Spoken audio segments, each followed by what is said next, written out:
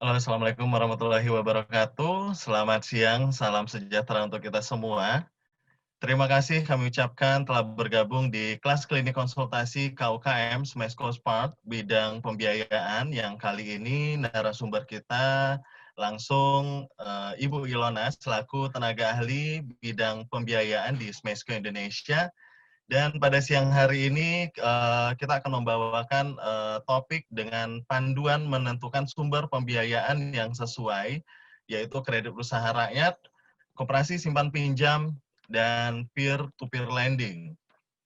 Nah, tentunya koperasi dan pembiayaan ini sangat diperlukan sekali bagi teman-teman semua, apalagi pelaku bisnis, khususnya UMKM, yang mana pada awal membangun usaha, sebagian pelaku bisnis UMKM biasanya menggunakan modal usaha dari kantong pribadi atau modal gabungan bersama mitra. Pasalnya, cukup sulit memperoleh modal pinjaman dari lembaga perbankan maupun lembaga keuangan non-bank jika tidak memiliki jaminan usaha yang berhasil. Nah, bagi para pelaku UMKM yang sudah menjalankan usaha minimal 6 bulan dan ingin menambah modal usaha untuk mengembangkan bisnis, tentunya memiliki peluang besar untuk bisa memperoleh modal usaha. Bisa didapat baik dari perbankan, lembaga keuangan non-bank, dan koperasi simpan pinjam tentunya. Nah, bagaimana menentukan sumber pembiayaan dan panduan yang sesuai dengan kebutuhan para pelaku UMKM ini tersebut?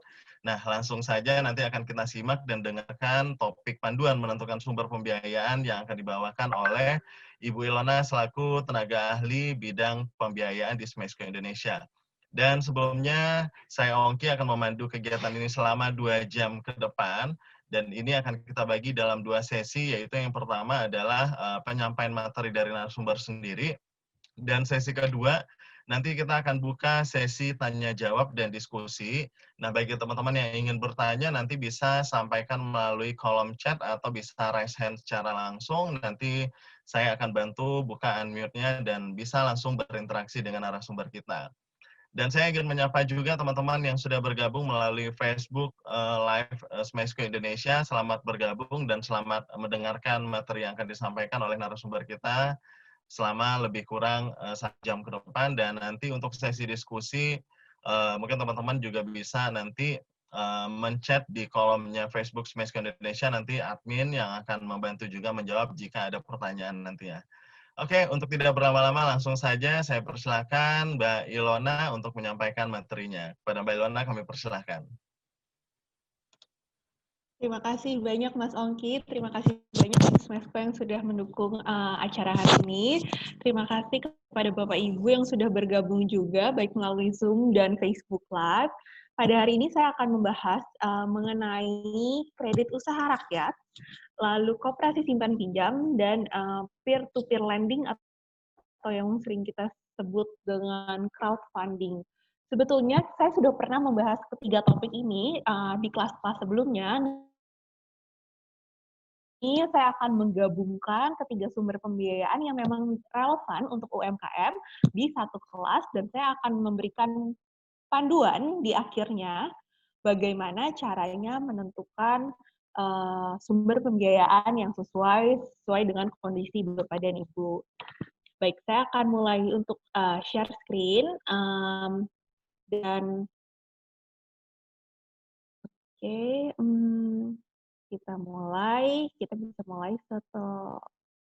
Apabila Bapak Ibu ada pertanyaan, seperti yang tadi dijelaskan oleh Mas Ongki, bisa menuliskan di kolom chat. Nanti setelah saya selesai memaparkan materi presentasi, saya akan coba menjawab pertanyaan yang sudah masuk.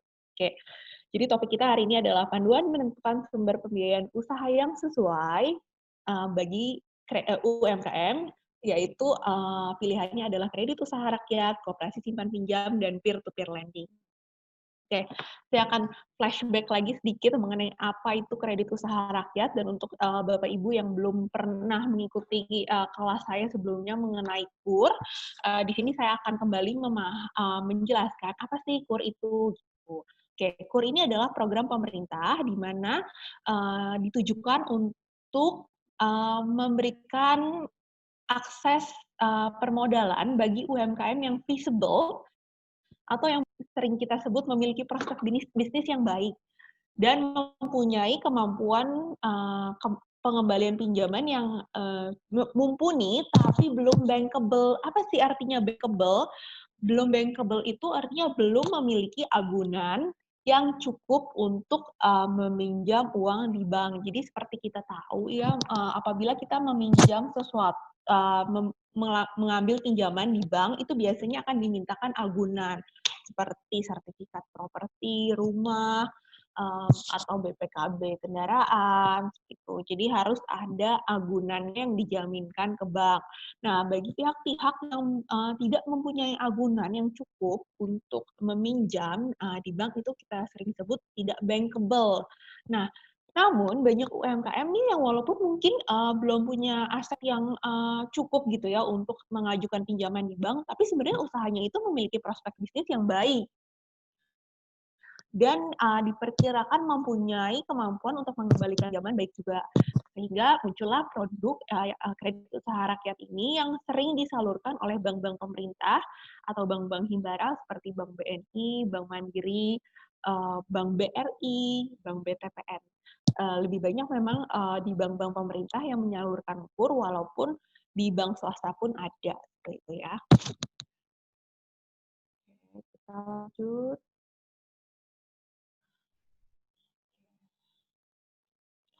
Oke, saya mau bahas sedikit mengenai kategori KUR. Jadi dalam program pemulihan ekonomi nasional ini diluncurkan apa yang namanya KUR, kita sebut KUR Super Mikro. Jadi KUR Super Mikro ini adalah untuk pekerja yang terkena PHK atau ibu rumah tangga yang menjalankan usaha produktif melalui dapur rumahnya misalnya. Bunganya ini berapa? Luar biasa sekali, bunganya adalah 0% sampai dengan 31 Desember 2020. Jadi tidak ada biaya bunga untuk peminjaman melalui KUR Super Mikro ini. Namun setelah 31 Desember 2020 akan ada bunganya, tapi bunganya itu hanya 6%. Jauh lebih rendah apabila Bapak Ibu mengajukan pinjaman di luar produk KUR. Seperti itu ya. Namun jumlah kredit maksimumnya ini terbatas, hanya 10 juta. Dan tidak diperlukan agunan aset, hanya agunannya itu adalah usaha Bapak Ibu yang memang sudah ada gitu. Misalnya saya tadinya ini bekerja gitu ya sebagai karyawan swasta, karena adanya pandemi, lalu pengurangan karyawan, saya dikenakan PHK. Lalu dari rumah saya coba untuk buat usaha kue gitu atau roti misalnya. Nah, usaha yang saya jalankan di rumah itu bisa menjadi agunan untuk mengajukan KUR Super Mikro tanpa perlu saya menjaminkan rumah saya atau kendaraan bermotor lainnya. Nah, tapi untuk jangka waktu KUR Super Mikro ini dibatasi, yaitu paling lama 3 tahun dan dapat diperpanjang menjadi 4 tahun untuk kredit modal kerja. Sementara kalau kredit investasi itu paling lama 5 tahun dan dapat diperpanjang menjadi 7 tahun. Oke. Nah, ini saya akan membahas mengenai jenis-jenis kredit usaha rakyat lainnya di luar KUR Super Mikro. Jadi KUR Super Mikro itu baru ada produknya tahun ini, walaupun KUR sendiri itu sudah lama adanya ya Bapak Ibu. Tapi kalau KUR Super Mikro yang bunganya 0% baru ada di tahun ini sebagai bagian dari program pemerintah dalam pemulihan ekonomi nasional atau yang sering kita sebut dengan PEN. Namun untuk ketiga jenis KUR yang saya tampilkan di screen saat ini selalu ada dan sudah ada cukup lama gitu ya. Salah satunya adalah KUR yang akan saya bahas adalah KUR mikro dan KUR kecil. Sementara untuk KUR TKI tidak akan saya bahas karena tidak relevan dengan UMKM seperti itu.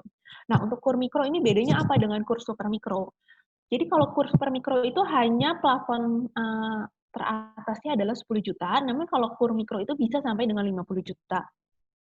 Sama-sama tidak dipersyaratkan adanya agunan, namun di sini itu minimal harus sudah ada 6 bulan usia usaha atau di bank-bank tertentu itu bisa menerima 3 bulan usia usaha tapi dengan adanya pelatihan.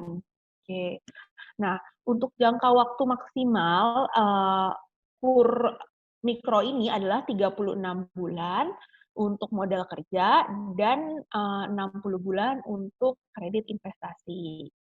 Nah, Perbedaannya apa dengan kur kecil? Nah, kur kecil bedanya dengan kur mikro adalah kur kecil itu apabila Bapak Ibu membutuhkan plafon di atas 50 juta atau bisa sampai dengan 500 juta.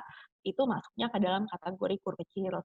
Untuk kur kecil itu jangka waktu maksimal pinjamannya adalah 48 bulan untuk kredit modal dan 60 bulan atau 5 tahun untuk kredit investasi. Namun untuk kur kecil itu diperlukan adanya agunan tambahan berupa sertifikat properti atau BPKB kendaraan. Dan nilai agunannya itu minimal 70%, tapi maksimal itu kurang dari 100%. Nah, ini keuntungannya apa nih? Ngapain saya ngambil kur kecil kalau misalnya toh butuh agunan seperti itu ya.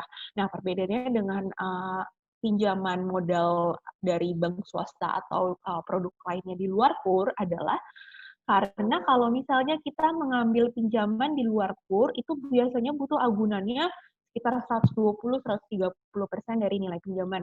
Apabila saya minjam 100 juta, maka nilai agunan saya itu harus paling tidak 120 juta. Jadi tidak bisa di bawah dari nilai pinjaman. Sementara di KUR kecil ini dimungkinkan nih, saya mau minjam 100 juta, tapi hanya punya agunan itu berupa rumah yang nilainya 80 juta. Nah, itu kan 80% itu dimungkinkan di KUR kecil ini. Di samping itu, untuk bunga KUR sendiri itu kan ditetapkan oleh pemerintah dan bunganya itu memang di bawah dari bunga rata-rata produk pinjaman lain. Seperti itu, Bapak Ibu.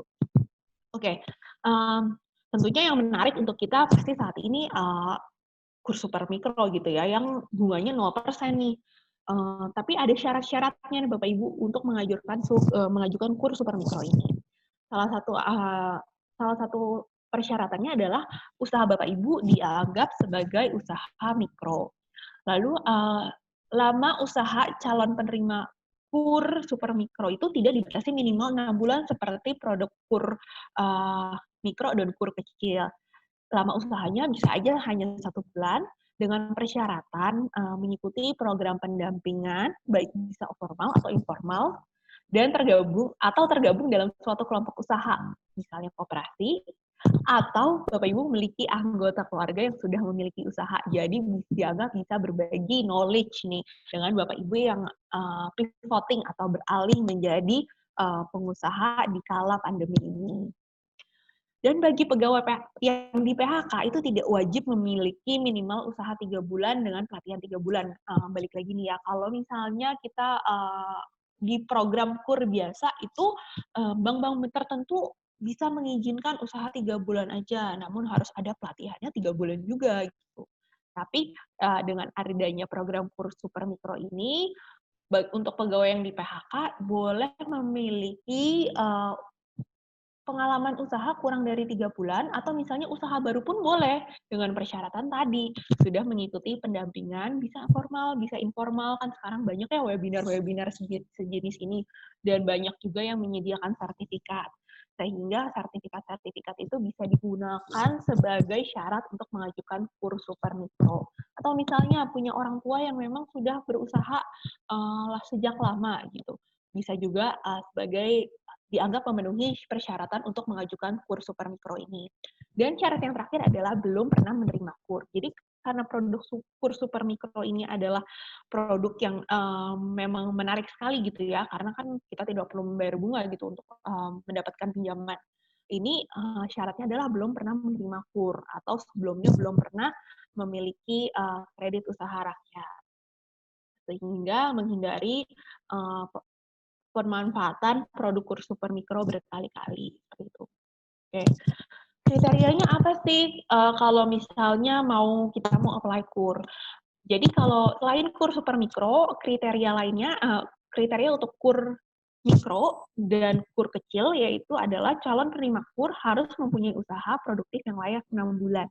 Jadi ini kalau Bapak Ibu ingin plafonnya lebih dari 10 juta gitu kan, berarti kan kita harus apply-nya nanti ke KUR mikro dan KUR kecil. Bapak Ibu harus mempunyai usaha yang telah berjalan minimum 6 bulan. Untuk bank-bank tertentu seperti Bank Mandiri, mereka itu mengizinkan untuk usaha hanya berumur 3 bulan dengan syarat sudah mengikuti pelatihan. Oke, selain itu harus usahanya produktif nih. Jadi usaha apa sih yang dimaksud dengan usaha produktif? Usaha produktif adalah usaha yang memberikan laba sehingga pemilik usahanya itu mampu membayar bunga dan seluruh hutang pokok kredit sesuai dengan jangka waktu pinjaman dan masih memiliki sisa keuntungan untuk pengembangan usahanya. Selain usahanya itu produktif, harus juga layak, yaitu menghasilkan barang dan jasa untuk memberikan nilai tambah dan meningkatkan pendapatan bagi pelaku usaha.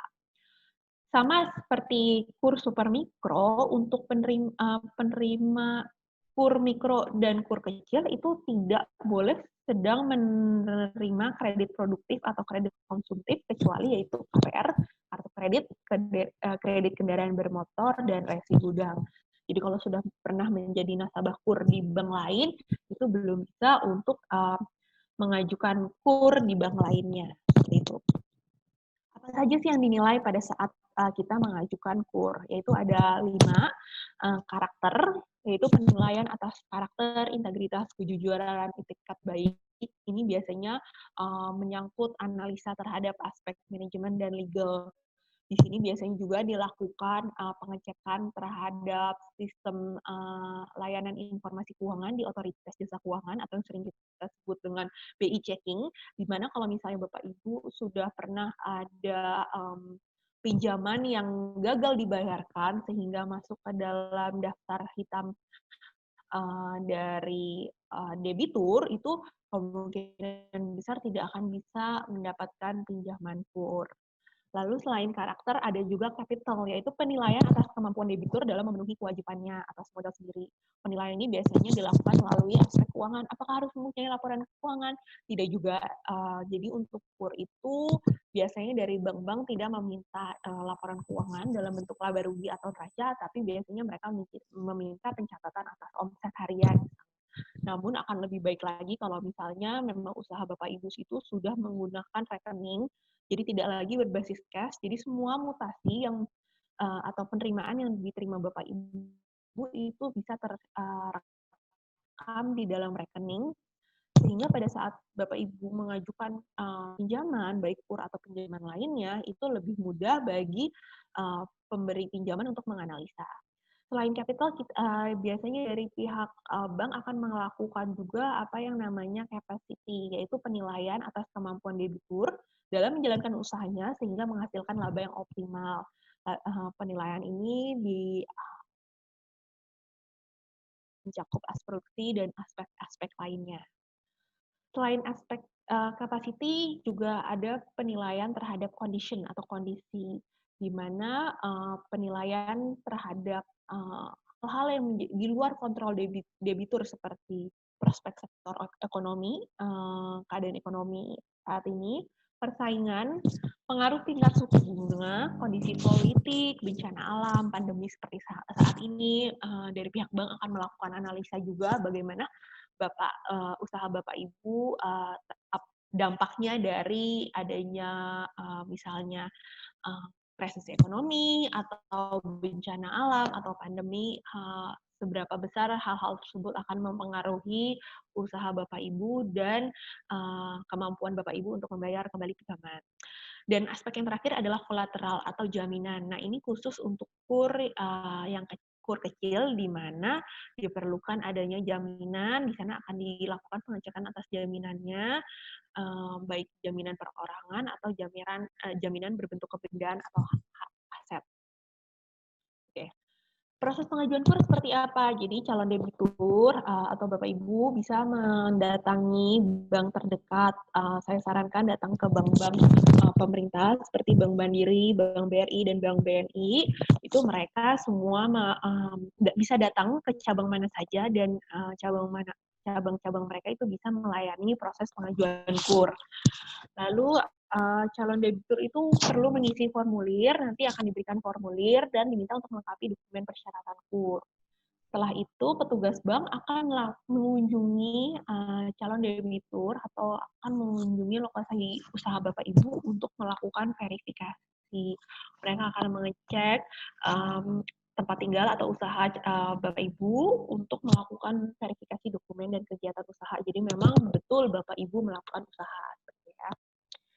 Dan yang keempat itu petugas bank melakukan analisa kelayakan. Ini masing-masing petugas bank akan menganalisa nih terhadap pengajuan KUR Bapak Ibu, apakah diputuskan untuk diterima atau ditolak pengajuan kreditnya.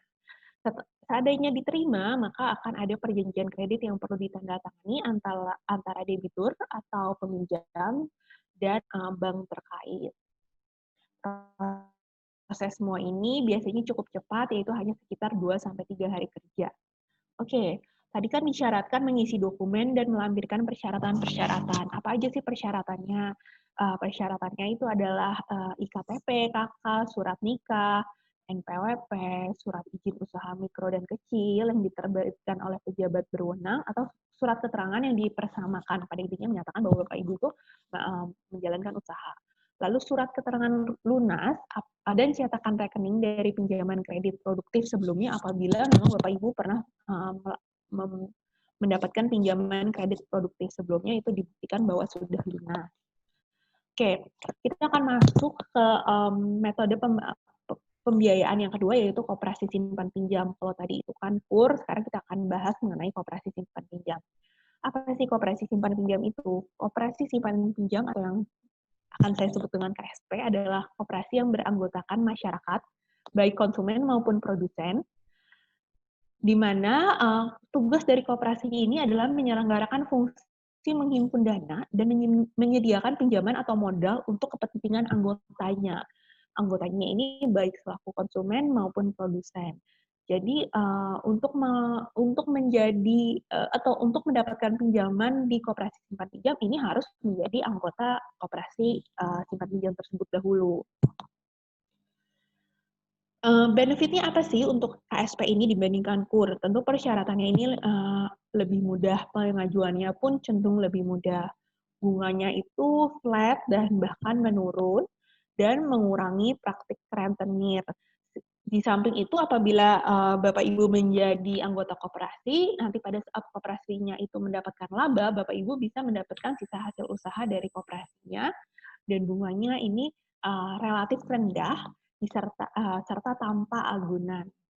Oke, langkah-langkah memilih koperasi simpan pinjam nih. Langkah-langkah yang perlu diperhatikan adalah pastikan Bapak Ibu memilih KSP bersifat primer, yaitu yang anggotanya adalah individu.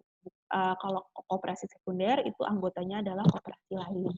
Dan pastikan koperasi simpan pinjam tersebut terdaftar di Kementerian Koperasi Republik Indonesia dan memiliki izin dari Bank Indonesia dan Otoritas Jasa Keuangan. Kami bermitra dengan LPDB atau Lembaga Pengelolaan Dana Bergulir, di mana LPDB ini juga merupakan lembaga di bawah Kementerian Koperasi dan UMKM, di mana kami menyediakan data-data koperasi simpan pinjam yang memang menjadi koperasi binaan dari LPDB. Itu daftarnya dapat diakses melalui link Google Drive yang sudah saya berikan di slide. Nanti slide-nya akan kami share setelah selesai acara webinar sore hari ini. Jadi di file tersebut Bapak Ibu bisa melihat daftar koperasi simpan pinjam yang sudah terverifikasi dan menjadi mitra LPDB, di mana di situ Bapak Ibu bisa mencari sesuai dengan lokasi tempat tinggal Bapak Ibu untuk memudahkan. Oke, proses pengajuan KSP. Bagaimana sih untuk proses pengajuan KSP? Pertama itu harus mencari informasi mengenai syarat dan ketentuan peminjaman di KSP terkait, lalu harus melengkapi formulir pengajuannya. Oke. Formulir pengajuan pinjamannya. Setelah itu pengurus koperasi akan mempertimbangkan pengajuan pinjamannya. Apabila pengajuan Bapak Ibu disetujui, maka dana akan dicairkan sesuai kesepakatan. Oke. Syaratnya apa mengajukan KSP? Itu tadi harus berstatus anggota dulu di KSP tersebut, mengisi formulir, lalu menyertakan fotokopi KK, KTP, NPWP, dan nikah, BPKB, sertifikat tanah apabila Bapak Ibu diperlukan memberikan agunan dari KSP yang tempat Bapak Ibu menjadi anggota. Oke, kita akan masuk ke metode pembiayaan yang ketiga, yaitu peer-to-peer lending. Peer-to-peer lending itu sering sekali disebut dengan crowdfunding atau financial technology atau fintech. Jadi memang di Indonesia ini sudah cukup banyak perusahaan-perusahaan fintech atau perusahaan-perusahaan financial technology yang memang menyediakan platform peer-to-peer lending, yaitu mereka menjadi wadah yang mempertemukan peminjam dan pendana melalui teknologi. Sebenarnya tugasnya mungkin sama seperti bank gitu ya, atau institusi financial lainnya.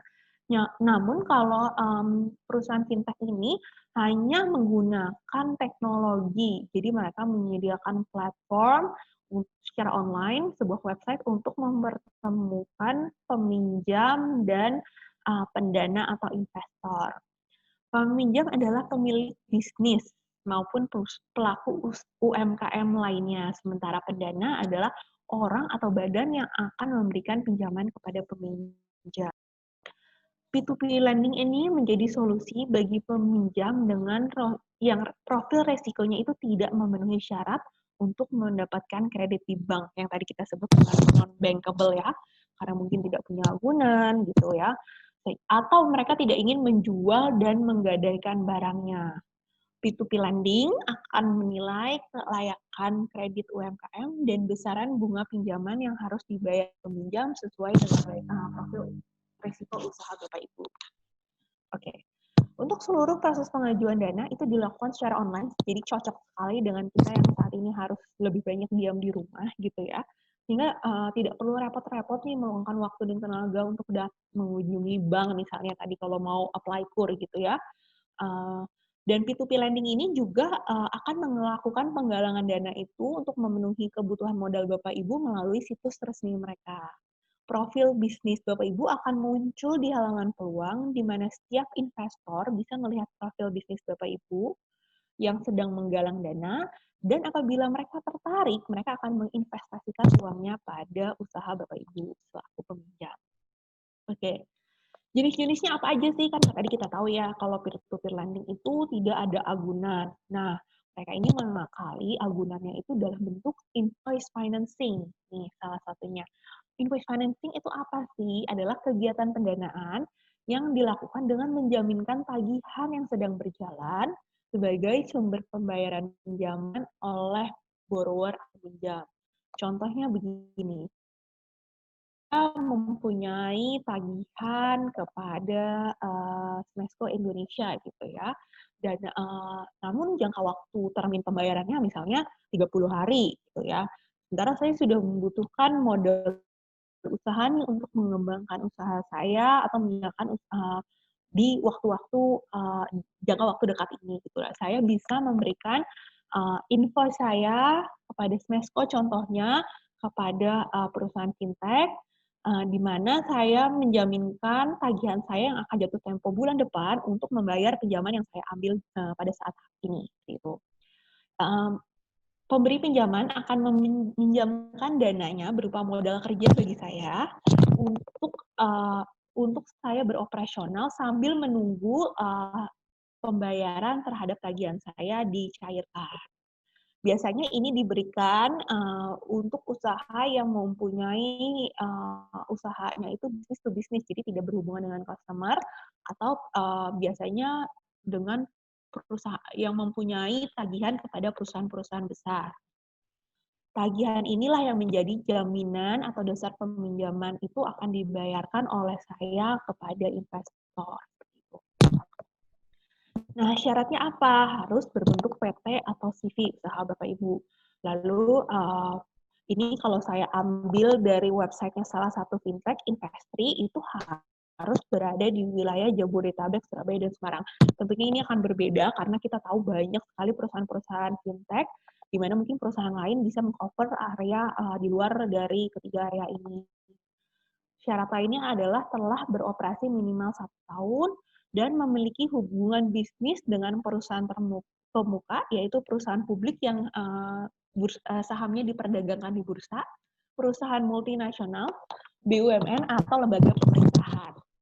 Di samping itu juga memiliki kelengkapan dokumen, yaitu legal pendirian perusahaan, NPWP, laporan keuangan, rekening, company profile, dan hal lain-lain terkait tagihan. Omset minimal per tahun atau total asetnya adalah 2,5 miliar. Nah, ini seperti yang saya jelaskan dapat berbeda-beda antara satu perusahaan fintech dengan perusahaan fintech lainnya terkait syarat-syarat, namun biasanya tidak jauh berbeda. Kecuali mungkin untuk kaitan domisili ya, ada beberapa perusahaan fintech lain yang menyediakan layanan di luar dari ketiga area ini. Jenis pinjaman P2P lending yang kedua adalah buyer financing. Nah, ini kebalikannya nih. Kalau tadi kita sebagai penjual, saat ini kita menjadi pembeli, yaitu menjadi pembeli grosir dari perusahaan besar. Nah, kita ini mempunyai pemesanan barang kepada korporat retail besar dengan rekam jejak pembayaran yang baik selama minimal 1 tahun. Lalu kita mendapatkan validasi dari corporate retail tersebut bahwa kita ini selama ini mempunyai track record yang baik. Keunggulan dari buyer financing itu apa? Dengan buyer financing ini, peminjam dapat memenuhi ketersediaan stok barang dengan lebih cepat tanpa menunggu ketersediaan dana. Jadi mungkin saya nih sudah jual tadi kan ke Smesco, tapi saya masih harus dibayar 30 hari lagi. Sementara di lain pihak, saya ini sudah ada calon pembeli lagi yang mau membeli barang saya, tapi saya kehabisan modal untuk membeli supply stok barang. Saya dapat memanfaatkan fitur dari buyer financing ini untuk mendapatkan pinjaman untuk membeli stok sehingga saya bisa berjualan tanpa perlu menunggu tagihan saya ini dibayarkan. Pinjaman ini yang disetujui akan disalurkan langsung dari perusahaan fintech kepada perusahaan tempat kita membeli stok dan pembelian stok itu lalu akan dikirim kepada kita. Proses pengajuan ini biasanya lebih cepat dan simpel untuk borrower yang mengajukan pinjaman kepada corporate retail besar yang telah bekerja sama dengan Investri. Karena saya mengambil ini contohnya dari Investri. Jadi kalau kita biasa belanja dari perusahaan yang memang sudah menjadi mitra atau sudah pernah bekerja sama dengan Investri akan lebih mudah. Nah, pinjaman ini balik lagi tanpa pinjaman dan semuanya diproses secara online. Jenis pinjaman P2P yang ketiga adalah online seller financing. Nah, ini bagi pelaku e-commerce dan biasanya untuk pinjaman jangka pendek, di mana persetujuannya cepat, fleksibel, 100% online, pencairannya kilat tanpa agunan, dan bunganya itu mulai dari 0,9% per bulan. Bunganya ini dapat bervariasi tergantung dari profil usaha Bapak Ibu, tapi maksimal nominal bunganya adalah 24% per tahun. Jadi kalau kita lihat memang P2P lending ini cenderung memiliki bunga yang lebih tinggi dari KUR dan koperasi simpan pinjam gitu ya. Tapi memang dari secara proses, beberapa jenis P2P ini lebih mudah untuk proses pinjamannya. Oke, jadi untuk jenis P2P yang terakhir yaitu working capital loan atau modal kerja untuk operasional dan pembelian stok barang. Mirip sebenarnya dengan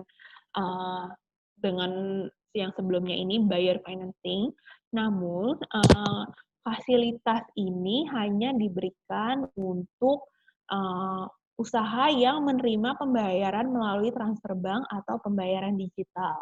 Jadi harus ada track record pemasukan di rekening bank Bapak Ibu. Untuk itu saya tekankan pentingnya untuk menggunakan rekening sebagai metode pembayaran yang utama supaya omset Bapak Ibu itu bisa terlihat sepenuhnya di rekening koran.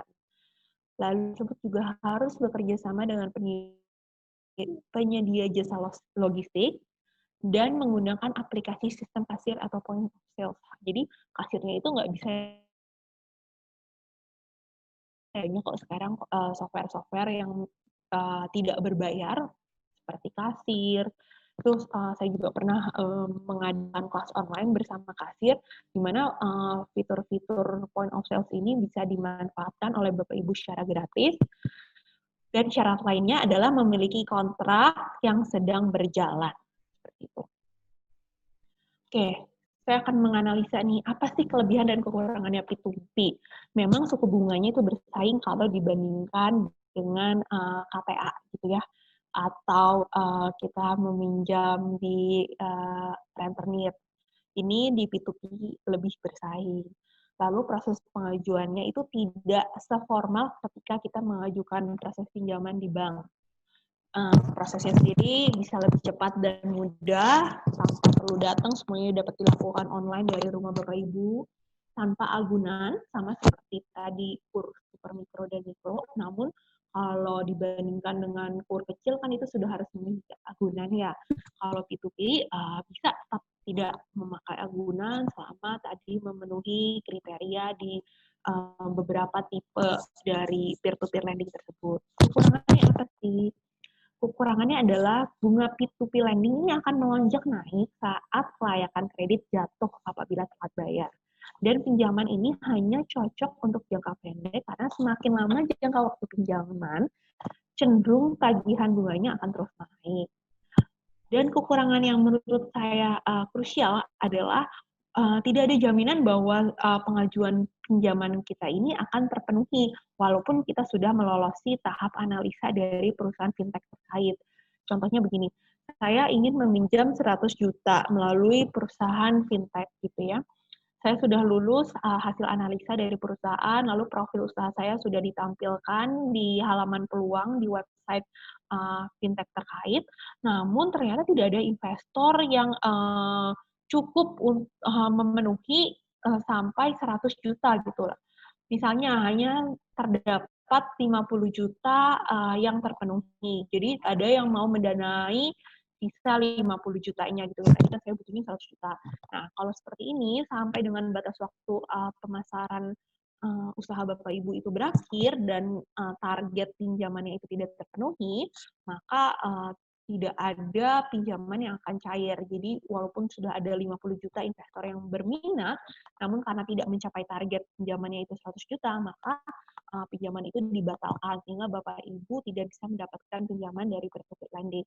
Nah, ini bedanya apa dengan KUR dan koperasi simpan pinjam? Kita hanya melalui satu kali proses analisa dan biasanya kalau sudah lolos dari tahap analisa itu amat sangat jarang gagal gitu ya penyaluran pinjamannya.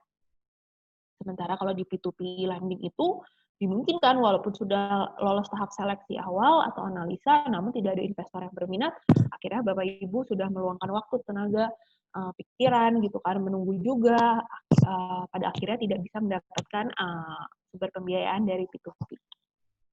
Oke. Saya berikutnya akan menjelaskan bagaimana menentukan perusahaan fintech atau P2P lending yang tepat. Harus memastikan dari sisi legalnya di mana Bapak Ibu harus memastikan bahwa perusahaan fintech ini sudah terdaftar di otoritas jasa keuangan. Lalu dari sisi keamanannya juga harus dipastikan bahwa data Bapak Ibu itu terjamin, misalnya memiliki sertifikat ISO. Dan Bapak Ibu juga harus memastikan bagaimana P2P lending ini menilai kelayakan kredit suatu usaha atau credit scoring. Mungkin bisa dibandingkan dari satu P2P lending dengan perusahaan P2P lainnya. Mungkin di satu perusahaan, usaha Bapak Ibu itu dianggap beresiko tinggi. Namun belum tentu di perusahaan fintech lainnya hal ini sama gitu penilaiannya ya. Jadi kalau penilaian di perusahaan lain itu dianggap tingkat resiko Bapak Ibu tidak setinggi dari perusahaan P2P satunya, maka Bapak Ibu bisa mendapatkan bunga yang lebih rendah. Oke, selain itu harus juga mencari informasi mengenai bagaimana dan berapa lama proses pinjaman. Tentunya apabila membutuhkan pinjaman, kita inginnya bisa mendapatkan proses pinjaman yang cepat gitu ya, sehingga kita bisa memanfaatkan peluang yang ada di pasar. Dan paling pentingnya adalah memilih perusahaan fintech yang sesuai dengan kebutuhan dan kemampuan. Jadi harus memilih yang sesuai dengan kebutuhan usaha Bapak Ibu dan kemampuan membayarnya. Oke, dokumennya apa sih yang diperlukan pada saat mengajukan P2P lending? Sama, mirip-mirip sebenarnya dibutuhkan KTP, NPWP, tanda daftar perusahaan, foto halaman depan buku tabungan, foto kantor dan lokasi usaha, dan dokumen lain sesuai kebijakan dari masing-masing perusahaan fintech. Prosesnya bagaimana? Satu itu, Bapak Ibu melakukan pendaftaran melalui situs website mereka, lalu di sana Bapak Ibu akan diminta untuk men-scan semua dokumen persyaratan dan mengupload kepada website mereka. Lalu juga Bapak Ibu akan diminta untuk mengisi data seperti nama pemilik usaha, perusahaan, tahun berdiri, jumlah karyawan, dan data-data profil usaha Bapak Ibu yang lainnya. Lalu setelah sudah mengisi profil, Bapak Ibu bisa mulai mengajukan pendanaan dengan mengisi berapa jumlah modal usaha yang dibutuhkan dan jangka waktu pinjamannya. Bapak Ibu akan diminta juga untuk mengisi omset dan profit serta data kepemilikan pinjaman di tempat lain. Misalnya Bapak Ibu sudah menjadi nasabah KUR, di situ Bapak Ibu diminta untuk mencatatkan juga. Proses analisa untuk menentukan tingkat resiko itu atau suku bunga itu biasanya sekitar 5 hari kerja, dan proses pemasaran kepada investor itu di situs mereka biasanya berlangsung selama 2 minggu. Setelah dana terkumpul, dana akan dicairkan dan dikirimkan kepada peminjam. Untuk prosesnya berapa lama itu tergantung dari masing-masing perusahaan, namun biasanya tidak lama. Nah, saya sampai pada slide terakhir yang juga menjadi slide terpenting gitu ya untuk menjawab bagaimana sih kita nih menentukan sesuai untuk profil saya, apakah itu KUR, apakah itu KSP atau P2P lending. Nah, biasanya saya itu kalau ditanya saya butuh modal atau modal usaha tambahan atau akses pembiayaan, kira-kira yang cocok untuk saya apa, atau kira-kira gimana saya bisa mendapatkan permodalan tambahan. Biasanya pertanyaan yang saya ajukan adalah gini, apakah Bapak Ibu menurut pengetahuan Bapak Ibu punya tunggakan dari bank atau lembaga keuangan lainnya sehingga yang jatuh tempo dan tidak pernah dibayarkan sampai sekarang gitu. Kalau jawabannya iya, kemungkinan besar ini Bapak Ibu itu tidak akan lulus pengecekan pada sistem layanan informasi keuangan atau SLIK OJK ya. Ini yang tadi saya sebutkan sebagai biasanya ada BI checking, yaitu apabila nasabah-nasabah peminjam itu baik kartu kredit atau KPR atau pinjaman modal usaha di bank atau KUR sendiri, apabila sudah pernah gagal bayar, itu biasanya akan terekam di sistem OJK atau Otoritas Jasa Keuangan, di mana sampai dengan tunggakan itu dilunasi, nama Bapak Ibu akan terus tercantum di sana. Dan untuk setiap bank pastinya dan beberapa perusahaan fintech itu mereka juga biasanya melakukan pengecekan terhadap sistem SLIK di OJK ini. Jadi kalau Bapak Ibu masuk ke dalam daftar ini atau tidak lulus pengecekan, makanya biasanya itu sudah tidak dapat mengakses pinjaman melalui kredit usaha rakyat atau pinjaman di bank lainnya. Nah, jadi apabila tidak lulus, maka saya akan arahkan ke koperasi simpan pinjam. Namun, apabila lulus pengecekan, itu biasanya bisa kita lanjutkan prosesnya, atau saya sarankan untuk apply KUR dulu ya, apalagi dengan adanya sekarang program pemerintah dalam pemulihan ekonomi nasional ini dengan bunga 0%, tentu KUR adalah jenis pembiayaan yang memang paling menarik dan paling cost-nya paling rendah seperti itu ya untuk biaya bunganya. Jadi sebisa mungkin kita kalau bisa lulus pengajuan KUR, kita akan mengarahkan kepada KUR. Namun apabila permohonan KUR-nya itu ditolak, di sini ditolak, nah kita akan alihkan kepada koperasi simpan pinjam. Baik yang permohonan KUR-nya ditolak atau yang masuk ke daftar hitam BI atau tidak lulus SLIK OJK, itu kita sarankan untuk di koperasi simpan pinjam. Lalu kalau di koperasi simpan pinjam ditolak gimana? Baru biasanya kami sarankan di peer-to-peer lending. Kalau permohonan KSP-nya tidak ditolak atau diterima, ya sudah, second best option-nya itu adalah di koperasi simpan pinjam. Jadi memang prioritasnya itu biasanya saya menyarankan kalau bisa KUR dulu gitu nomor 1. Tapi kalau pengajuan KUR-nya gagal, baru kita beralih ke koperasi simpan pinjam. Nah, kalau koperasi simpan pinjam pun tidak berhasil, koperasi simpan pinjam pun sebenarnya kan ada beberapa koperasi simpan pinjam gitu, banyak sebenarnya. Cuma yang menjadi jangkauan Bapak Ibu itu berapa, dan mungkin bisa juga dicoba untuk mengajukan ke beberapa koperasi simpan pinjam. Namun apabila masih belum berhasil juga, baru saya mengusulkan untuk mengajukan melalui perusahaan fintech atau peer-to-peer lending. Oke, saya harap pemaparan saya menjawab pertanyaan Bapak Ibu terkait bagaimana caranya menentukan topik yang menentukan sumber pembiayaan yang sesuai untuk permodalan usaha Bapak Ibu. Apabila Bapak Ibu masih memiliki pertanyaan, bisa dituliskan di kolom chat, atau bisa juga resen nanti dari tim dari Smexo akan membantu Bapak Ibu untuk menyampaikan pertanyaan. Terima kasih.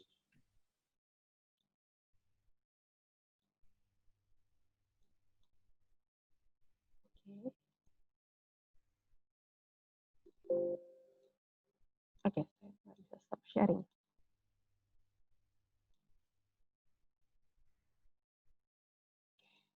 Oke, baik.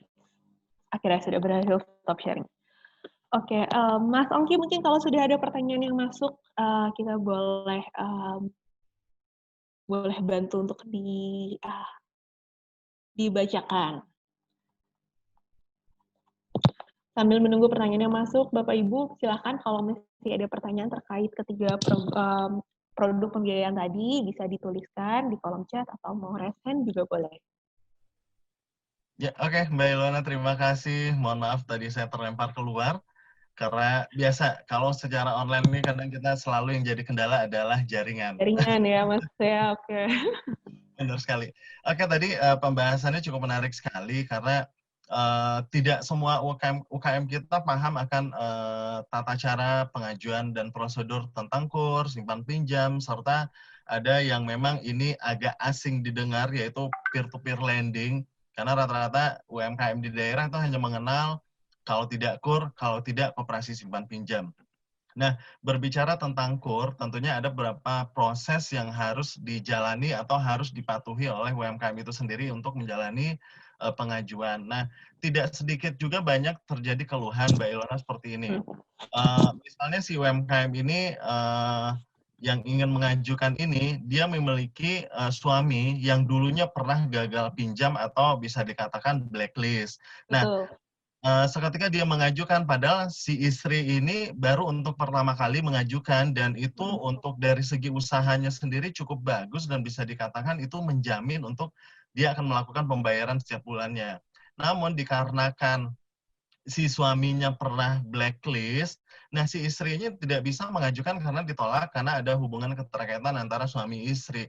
Nah, untuk kasus seperti ini, apakah solusinya harus bagaimana gitu? Karena tidak sedikit juga UMKM yang akhirnya putus asa meminjam karena suami saya, atau dia menemukan suaminya ini dulunya sebelum merit atau menikah, suaminya ini sudah blacklist di pinjaman misal gitu kan. Iya, iya. Ketika si istri mau mengajukan, ternyata karena data suaminya blacklist, si istri juga tidak bisa mengajukan pinjaman. Itu yang pertama. Dan yang kedua, pertanyaan saya terkait dengan peer-to-peer lending. Nah, ini memang tidak disarankan banget, adalah best seperti yang Mbak Ilona bilang, solusi terbaik adalah koperasi simpan pinjam. Namun seketika UMKM kita tidak bisa untuk meminjam di koperasi simpan pinjam juga, yang terakhir jalannya adalah peer-to-peer lending. Nah, tidak sedikit juga kita ketahui bahwasanya banyak sekali UMKM yang memang terjebak di fintech karena memang tidak detailnya melihat dari perusahaan-perusahaan yang meminjamkan secara online tersebut.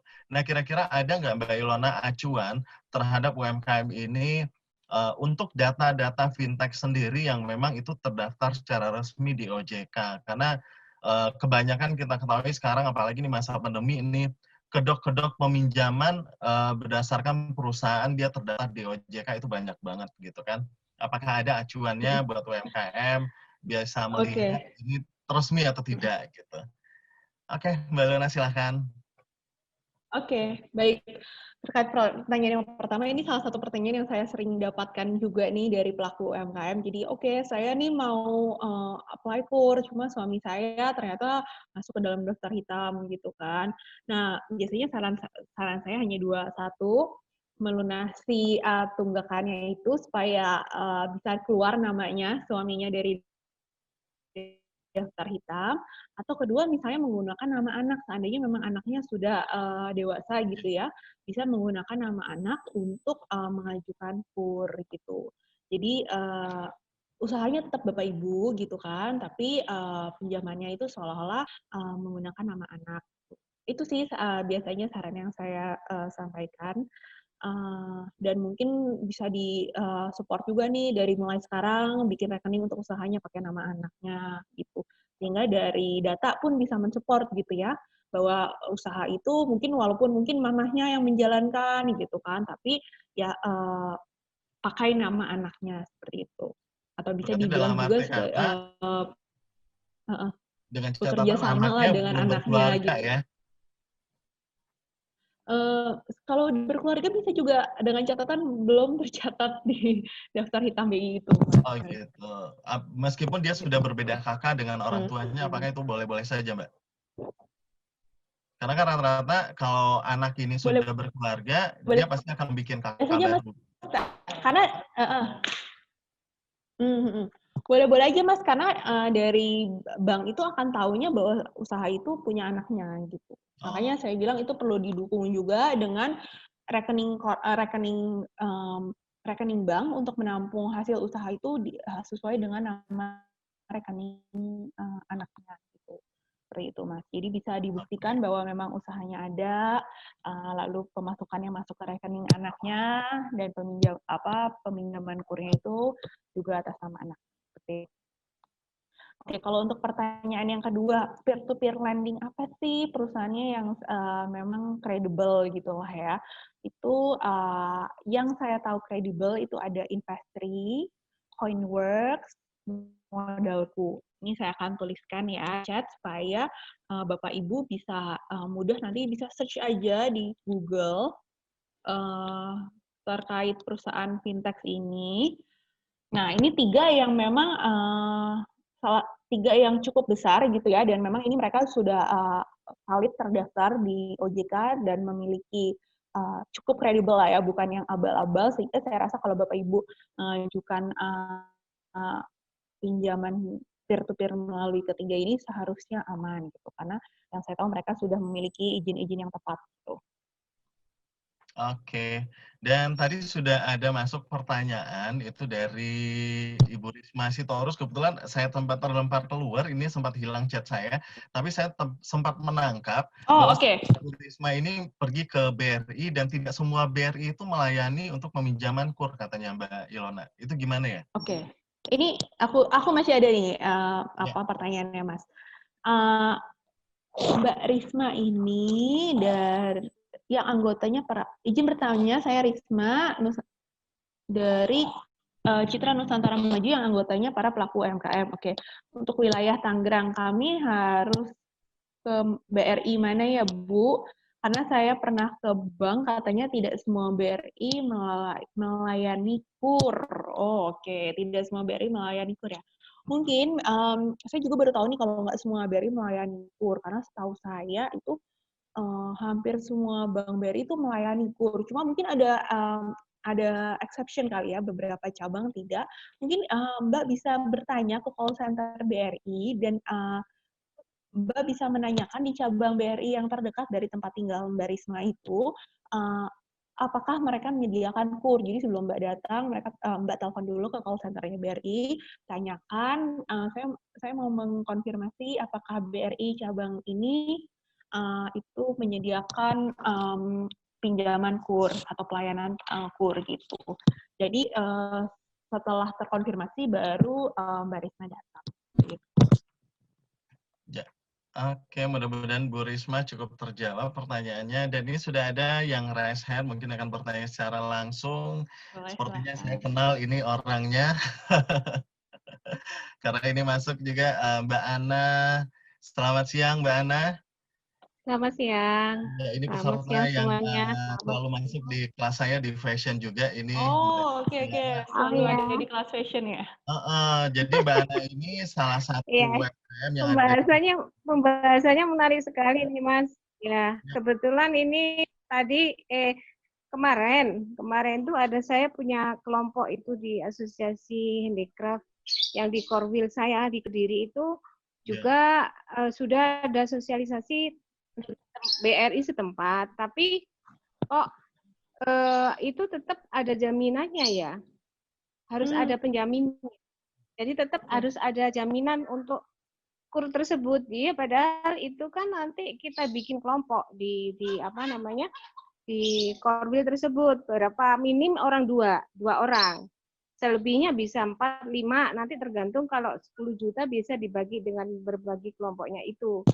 Terus yang kedua, pertanyaan seperti yang dibilangkan Mas tadi, itu untuk pinjaman, ini anak saya kan sudah punya usaha sendiri, sudah punya NIB, dan kebetulan masker dia yang pegang, perusahaan masker. Sudah hampir 6 bulan lah. Tapi dia belum merit. Tapi statusnya dia masih pelajar, tapi dia sudah punya NIB sendiri, punya usaha sendiri. Nah, itu ketentuannya gimana, Mbak? Nanti kalau umpamanya untuk mengajukan pinjaman di bank, itu kan dalam satu kakak. Umpamanya saya masih punya apa namanya, yang pinjaman di bank, apa pengaruh nggak kira-kira? Gitu aja yang pertanyaan saya. Tolong nanti bisa kita bisa kasih penjelasan, atau mungkin saya di kelompok saya itu nanti apakah memang semua bank itu tidak sama gitu loh. Ada yang ada jaminannya, ada yang nggak jaminannya, seperti yang apa namanya, dijelaskan oleh Mbak Cantik ini tadi gitu. Kok beda banget gitu loh maksud saya. Terima kasih Mas, terima kasih. Terima kasih Mbak Ana pertanyaannya. Oke, Mbak Ana, mungkin aku mau nanya dikit nih, untuk yang permintaan agunan itu mungkin kan digabungkan ya beberapa pelaku usaha, pengajuannya barengan. Nah, itu totalnya berapa? Apakah lebih dari 50 juta pinjamannya? Cuma 10 juta. Oh, cuma 10 juta. Iya. Nah, kalau 10 juta itu kan harusnya masuk ke KUR Super Mikro ya. Makanya, harusnya iya, sih kalau Super secara Mikro. peraturan Itu maksudnya kan. Nah, maka dari itu saya bingung. Ini Super Mikro kok pakai jaminan, padahal saya sudah membaca dan dari kelompok yang lain itu memang betul apa yang dikatakan tadi, yang disosialisasikan memang nggak ada jaminan. Tapi kok ini tetap ada ya. Terus saya komplainnya kemana? Kebetulan kemarin saya nggak ikut rapat, dari anggota saya yang ikut rapat. Bu, ini masih ada jaminannya gitu loh. Loh, yang kamu minta berapa kelompoknya? 10 juta loh. Seharusnya nggak ada. Terus ini solusinya gimana? Gitu. Makanya saya bingung. Ini 10 juta kok nggak pakai anggunan. Kalau itu kan di atas 50 juta pakai anggunan. Itu kan maksudnya? Ya, betul, Ya, Bu. gitu. Jadi gini, Bu, kan memang dari peraturannya itu bilang 10 juta tidak perlu agunan. Jadi kalau misalnya dari pihak bank itu memintakan agunan, Ibu tanyakan aja dasar peraturannya di mana gitu kan. Dan Ibu tunjukkan dasar peraturannya bahwa KUR Super Mikro itu tidak memakai agunan gitu kan. Karena kan kita dasarnya berarti harus megang peraturannya gitu ya, Bu ya. Nah, yang kedua, Ibu bisa mencoba di bank pemerintah lain, Bu. Bank Mandiri mungkin. Tahu saya Bank Mandiri itu cukup fleksibel terkait KUR gitu. Oh gitu ya. Jadi lain bank ini ya, peraturan ya, Pak ya. Betul, lain bank lain peraturan, Bu. Seperti yang tadi saya bilang, kalau untuk KUR mikro dan KUR kecil gitu ya. Kalau di BRI itu wajib, di BRI itu wajib kalau misalnya Bapak Ibu itu harus umur usahanya 6 bulan. Nah, tapi kalau di Mandiri itu boleh umur usaha 3 bulan, tapi dengan 3 bulan pelatihan gitu. Jadi setahu saya memang dari beberapa bank itu yang sudah saya sempat dengar pemaparan terkait program KUR-nya, Bank Mandiri cukup fleksibel gitu. Maksudnya termasuk salah satu yang kriterianya tidak terlalu sulit gitu ya. Jadi kayak 3 bulan umur usaha dengan tapi sudah ada pelatihan boleh gitu. Tapi kalau bank-bank lain kayak BNI, BRI itu harus minimal 6 bulan gitu umur usahanya. Jadi bisa dicoba Bu di Bank Mandiri sambil Ibu menanyakan ulang gitu loh mereka dasar peraturannya. Boleh. Ya. Itu memang itu yang kasih sosialisasi dari RI, tapi yang bank lainnya kita belum sempat, belum gitu loh. Jadi intinya ini anak-anak masih belum ini untuk memastikan dia mau apa enggak gitu loh. Kebetulan kesempatan ini kan masih ragu-ragu gitu loh ya. Iya. Kalau Ya, terima kasih. iya Ya. Bu. Untuk pertanyaan yang kedua, anaknya tadi kan sudah NIB, mempunyai usaha sendiri gitu ya Bu ya. Selama usahanya itu berbeda dan bisa dibuktikan berbeda Kalau dari anak saya usianya 21 tahun. Oh iya, berarti kan sudah dewasa Iya dan ya. memiliki NIB sendiri yang berbeda dengan NIB ibu gitu kan ya. Berarti kan itu dua usaha yang berbeda. Itu seharusnya bisa mengajukan kurs sendiri Bu. Oh gitu, bisa ya. Dia sudah Karena punya usahanya berbeda. rekening sendiri, dia juga punya Iya. ya. Rekening sendiri, kurs NIB sendiri, Halo, usaha sendiri, putus-putus ya. bisa mengajukan kurs sendiri Bu, anaknya. Maaf, putus. Ya, mungkin jaringan dari Mbak Ana di sana agak macet. Baik, terima kasih banyak Mbak Ana. Intinya Agak putus-putus. Intinya Oh boleh. iya, terima kasih. Saya juga terima kasih. Nanti Intinya, lewat chat aja Kak, lewat chat aja. Boleh, oke. Aku lewat chat ya. Ada kontak saya ada di ini. Iya, oke. Terima kasih, thank you. Iya, sama-sama Mbak.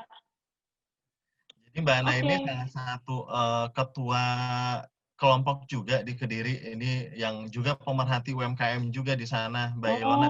Oke. Keterlibatan beliau setiap apapun itu bentuk yang untuk mensupport UMKM ini sangat saya acungan jempol sekali karena untuk memperjuangkan UMKM itu beliau salah satu yang termasuk gesit juga di daerah Kediri. Nah, nanti mudah-mudahan kita akan berkunjung ke sana, kita akan coba agendakan nanti untuk bertemu dengan para pelaku UMKM di desanya Mbak Ana yang konon, kata beliau, juga tidak terlalu terjamah oleh bantuan-bantuan, baik itu dari pusat maupun di daerah, gitu.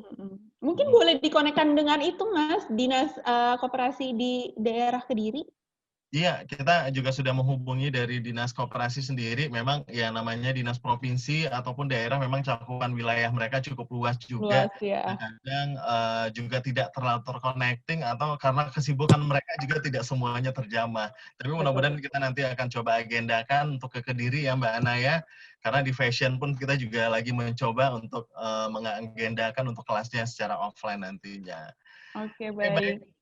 Teman-teman semua, kalau masih ada pertanyaan silahkan disampaikan di kolom chat atau bisa raise hand secara langsung, nanti akan saya buka unmute-nya. Oke. Mungkin kita tunggu 3 menit lagi nih. Kalau misalnya sudah tidak ada pertanyaan, kita sudahi sesi siang hari ini. Nah, saya mau cerita dikit nih Mas, minggu depan saya akan membawakan topik mengenai bagaimana caranya meningkatkan penjualan menggunakan sosial media Instagram. Kita akan mengundang narasumber salah satu pemilik online shop yang sudah memiliki beberapa account dengan follower ratusan ribu gitu ya. Dia akan sharing bagaimana caranya dia menjual barang-barang yang sebenarnya barang-barang biasa gitu, barang-barang Tanah Abang gitu, tapi dijual sama dia melalui akun Instagram-nya, dengan teknik marketingnya akan dia sharing ke kita, sehingga bisa meningkatkan omsetnya luar biasa sekali. Dan setiap kali launching barang, padahal itu barang Tanah Abang aja, setiap kali launching barang, sold out dalam hitungan menit. Nah, untuk Bapak Ibu yang memang tertarik, nanti bisa ikut di kelas saya minggu depan, dia akan berbagi tips-tipsnya. Oh, ini sangat menarik sekali nih Mbak Ilona, karena di masa pandemi ini memang trik-trik inilah yang dibutuhkan sekali oleh UMKM, karena rata-rata UMKM ini memang benar-benar yang belum melek digital, mereka hanya mengharapkan dari offline. Tapi dengan adanya pandemi COVID-19 ini tentunya tatanan kehidupan juga berubah, sosial masyarakat juga berubah, dan tidak tertutup juga cara proses pembelian dari masyarakat sendiri rata-rata sudah sekarang beranjak online gitu. Nah, ini juga saya mau menyampaikan bahwasanya Smesco bersama Kementerian Koperasi kita juga ada beberapa program nih. Salah satunya adalah pembuatan e-brosur dan juga ada program kakak asuh yang mana ini juga membantu buat UMKM untuk yang belum bisa melek dengan digital, kita akan memberikan pelatihan tentang e-brosur. Gratis ya, Mas? Iya, benar sekali. Jadi memang kegiatan kita ini merupakan salah satu dari cikal bakal Smart Campus, yaitu klinik konsultasi KUKM, Jadi ini memang sangat diperuntukkan banget buat UMKM apalagi di masa pandemi COVID-19 ini. Dan tentunya bagi teman-teman khususnya nih yang lagi nonton di live Facebook Smesco Indonesia, minggu depan jangan lupa untuk ikut kelas Mbak Ilona. Ini terbuka untuk semua kalangan, baik itu dari fashion, craft, kuliner, karena untuk tata cara berjualan di Instagram ini lagi booming banget karena memang Instagram kita kenal, Facebook pun sudah kalah, dan berdasarkan kategori juga sekarang rata-rata orang lebih banyak domisilinya di Instagram dibanding Facebook sendiri. Nah, jangan lupa teman-teman nanti silahkan untuk mendaftar, bisa dilihat cara pendaftarannya di mana di IG Smesco Indonesia, dan jangan lupa nanti juga follow IG Smesco Indonesia. Nanti teman-teman bisa mendapatkan e-flyer di sana mau mendaftar kelas Mbak Ilona untuk minggu depan di mana gitu. Iya, dalam beberapa hari ke depan akan dirilis posternya, jadi tunggu aja, follow aja Bapak Ibu di Instagramnya Smesco Indonesia gitu. Iya, benar sekali. Oke. Ini ada Apakah pertanyaan ada absensi?